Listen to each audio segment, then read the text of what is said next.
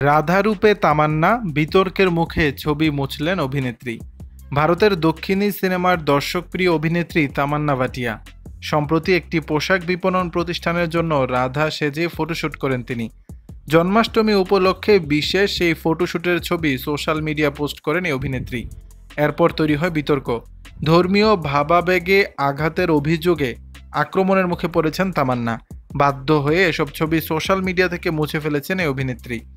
এসব ছবির কোনোটিতে দেখা যায় আবেদনময়ী রূপে ক্যামেরাবন্দী হয়েছেন তামান্না, আবার কোনো ছবিতে কৃষ্ণের প্রেমে মগ্ন রাধা তামান্না। প্রিয় অভিনেত্রীকে এমন রূপে দেখে নেটিজেনদের কেউ কেউ ভূয়সী প্রশংসা করছেন, তবে নেটিজেনদের একাংশ ক্ষুব্ধ। নেটিজেনদের দাবি, তামান্না ভাটিয়ার এমন ফটোশ্যুট যৌন উস্কানিমূলক। খোলামেলা পোশাক পরে কেন রাধা সেজেছেন তামান্না? অভিযোগকারীরা একটি বিবৃতিও প্রকাশ করেছেন। তাতে বলা হয়েছে, পণ্য বিক্রির জন্য রাধাকৃষ্ণের পবিত্র সম্পর্কে যৌনতার রং লাগাবেন না। এত স্পর্ধা কোথা থেকে আসে আপনাদের? বিতর্কের মুখে পড়ে এসব ছবি সোশ্যাল মিডিয়া থেকে মুছে ফেলেছেন তামান্না ভাটিয়া।